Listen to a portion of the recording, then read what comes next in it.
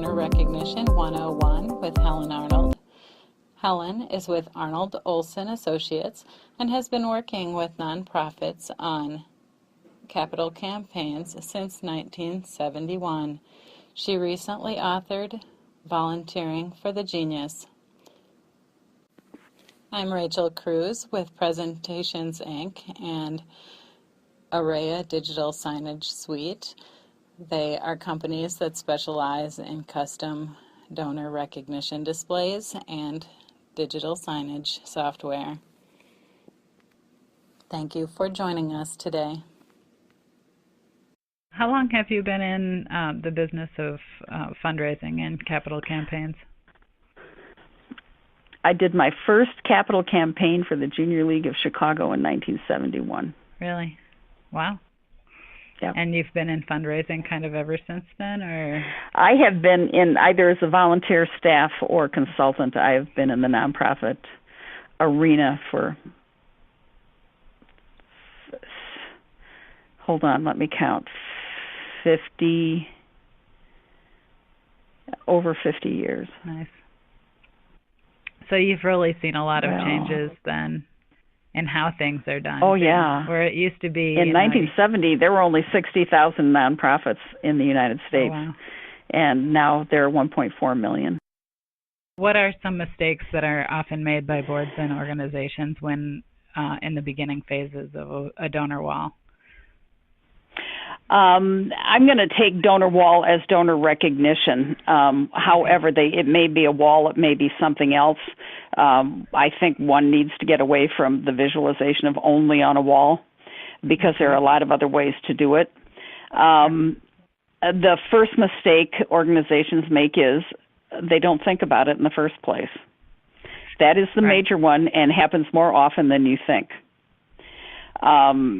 And then once they think about it, they don't plan for it. And they're generally, when the cost of these things comes up, there's a lot of pushback. If they haven't budgeted for it, there's a lot of pushback from the board on the cost. And so when one is presenting the need for a donor wall, because of course it's imperative, that's why most people give. They want to be recognized.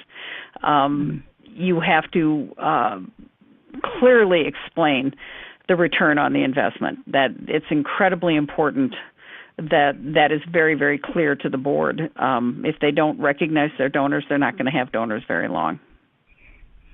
For sure. I can totally see that.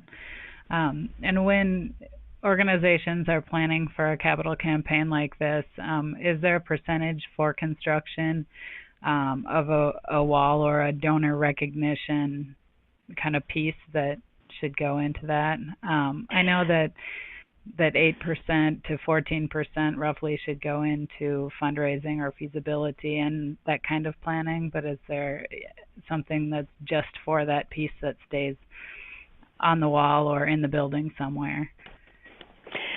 It depends, and I'm going to tell you how this works out.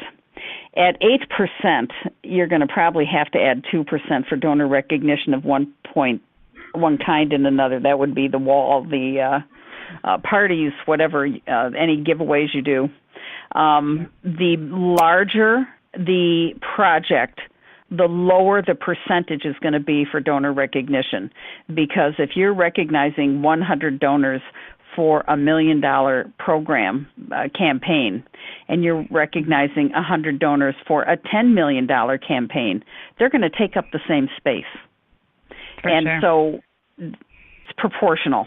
If it depends on how many donors you have, it depends on what kind of space is available, or where they're going to put their recognition unit or whatever that looks like, and that's going to vary a lot. In a clinic, I have in Cedar Rapids, a community health free clinic had one small wall where they had to fit an awful lot of donors, and it seemed like it was really expensive at the time. However, it wasn't going to be any more than that, and if the project got bigger, the percentage of the project that went to the donor recognition would be smaller. It depends on the size of the project. Sure. Where you put that. I would say 2% would be at 8% would be pretty standard. Okay, that makes sense. How long before the installation or unveiling of a building addition or whatever the capital campaign is for should the wall or donor recognition be planned or ordered? It should be planned from the beginning. You can't order it all until the end because you won't have all the gifts in. But you can get started on it. It's a process. It isn't something that can be done overnight. It takes time, and you should be working with your installation people and your design people right from the beginning, so the design is integrated into the project, into the building, or whatever it looks like. So it's part of the project, but it can't be completed till near the end because you're not going to have all the gifts in until then. Right. You don't want it to look like an afterthought, right? That would be best if you don't. Sometimes it happens that way. Sometimes I have had campaigns where they completely ignored any donor recognition until the end and then went, oh gosh, I guess we ought to do this. Yeah. It depends on, it's up to the consultant or the fundraiser or somebody to make the organization really aware of what they need to do. Right.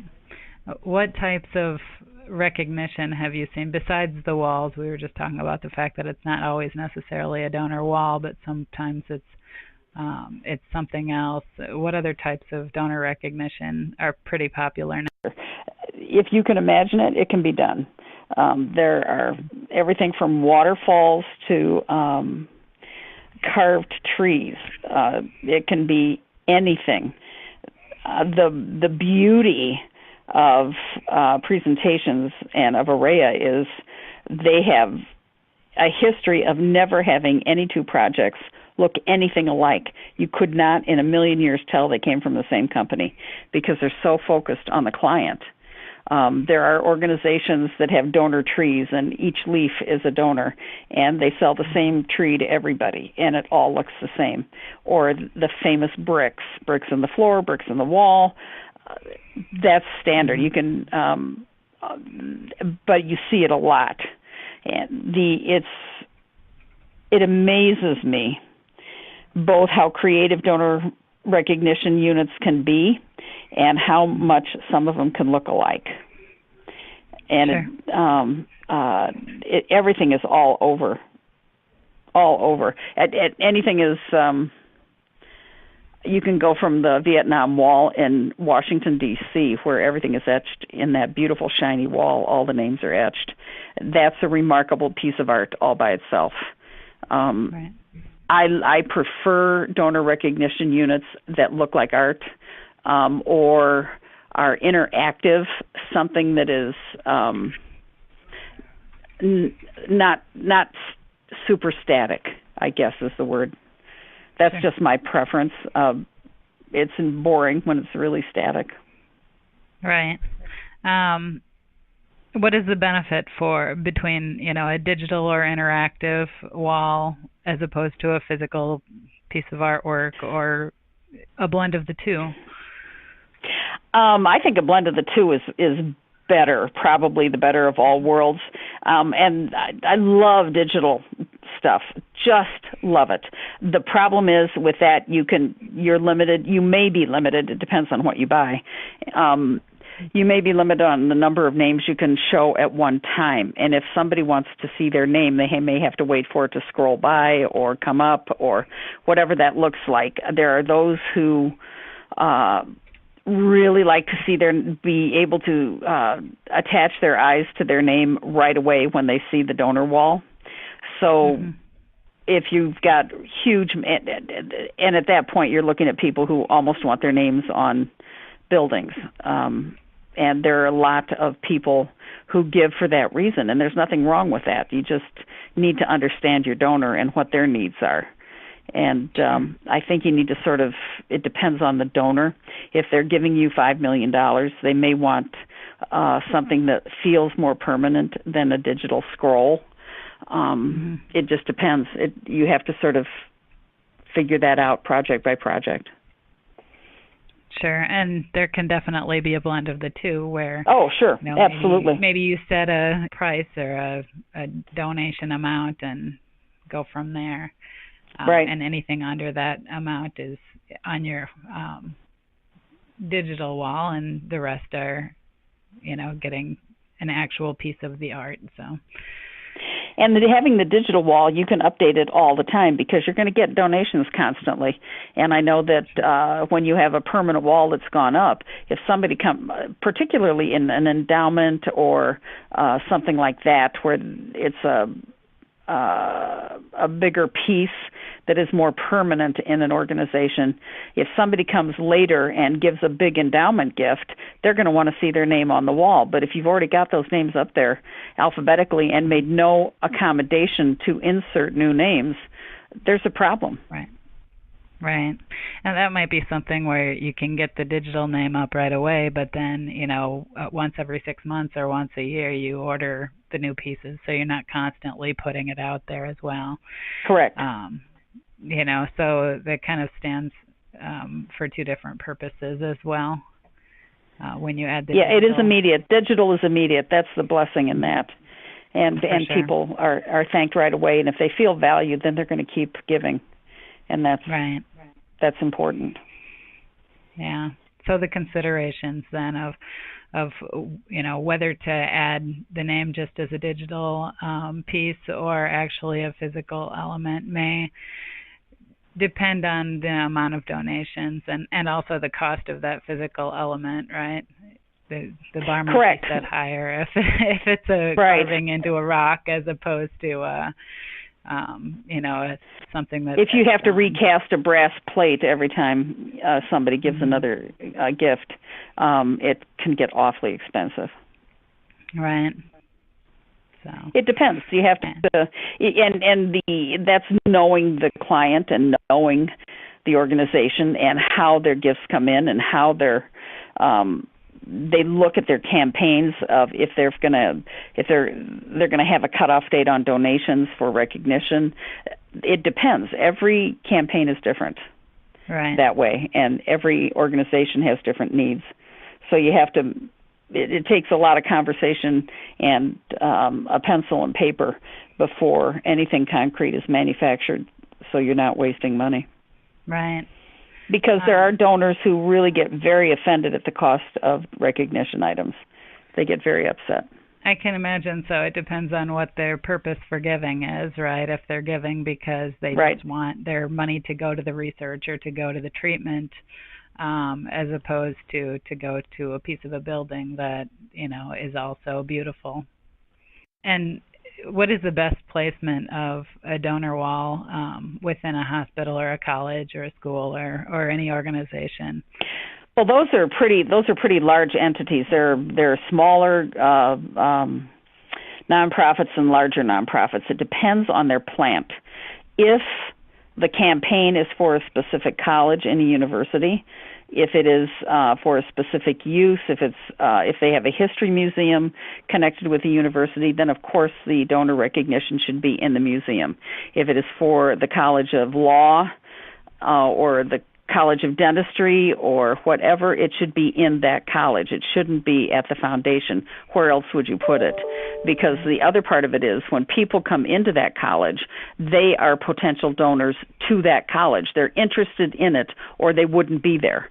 And you want to attract newer donors and entry-level donors and awareness of people that are interested in the mission of that particular college or that particular museum or whatever that looks like. And if you have only a central area, if you take a university and you have campaigns for all these different colleges and you put all the donor recognition in one building, it would be overwhelming and nobody would see anything. Nobody would ever go there. It's the only thing you could put in that building. Right. Or athletics, just at the U of I, the athletic building, all their donors are on the walls there, because people interested in athletics go into that building. So you want that. That makes total sense. What are some common pain points that people run into while planning the donor walls or the donor recognition piece? Pain points, always cost. Everybody always complains about cost until you can demonstrate the return on the investment. For some reason, particularly, and I'm a boomer, so I can say this, boomers think because if you're a nonprofit, you should everything should be free. It doesn't work that way. It's still a business, has to be run like a business, and part of any business is investing in the future. And investing in the future for a nonprofit is cultivating current and future donors, so that you have repeat gifts from your current donors and new gifts from future donors. And part of that is recognition. Recognition is everything for most donors, everything. Being connected with other names that are on the project, being connected with the nonprofit, they want public recognition. The people who don't want it are very few and far between.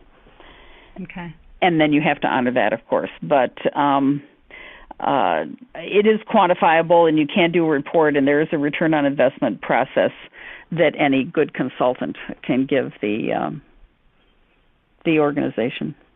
Oh, that's interesting, actually, because you don't always think of a donor wall or a donor recognition piece as something that would actually attract more donors.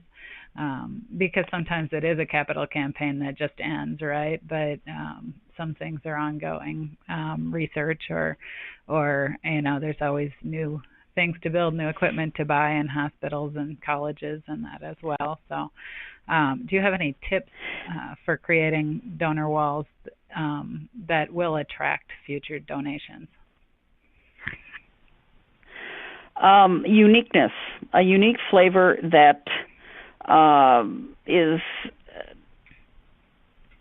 echoes what the mission is or what the building is. There's nothing more jarring than having. Let me give you an example. If I go into an historic preservation property, and there's a donor recognition area there, and this is a Queen Anne building with all the gingerbread and all that stuff, it would be very jarring to see an Art Deco flavored donor recognition unit. Right, so it match wouldn't fit. Mood. Yeah.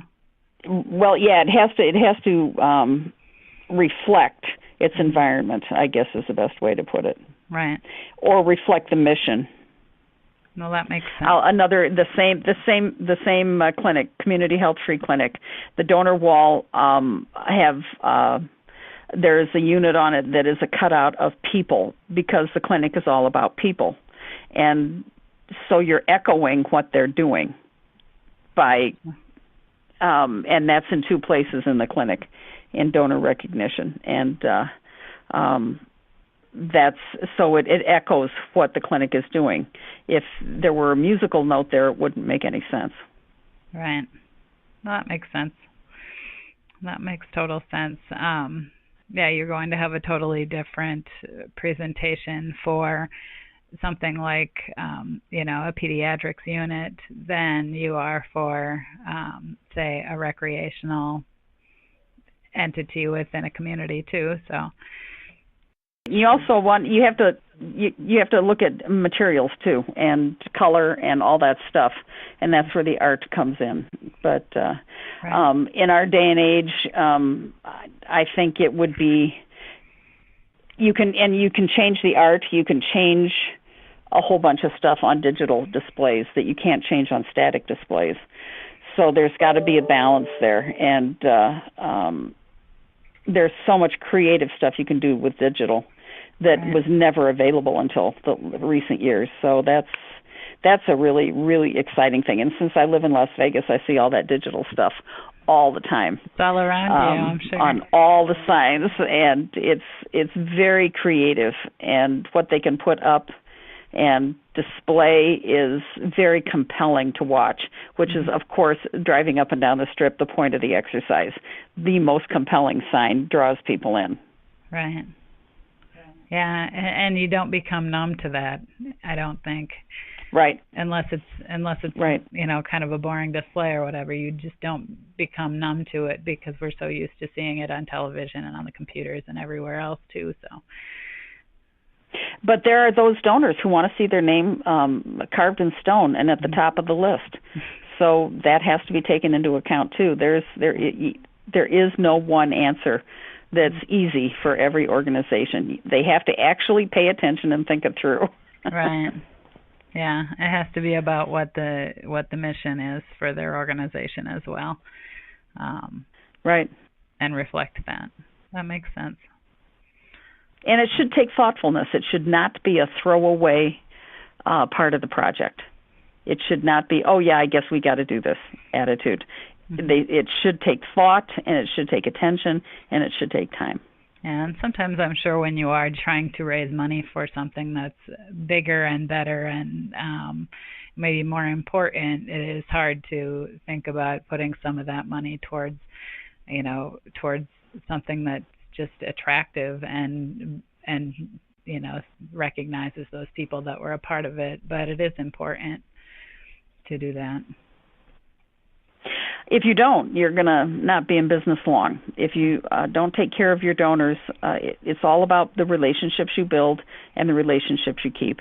And part of that is thanking them, and part of that is a donor wall. There's a time probably when it was about, putting a name on a park bench or there wasn't probably nearly as much you could do with it that was really creative, I guess.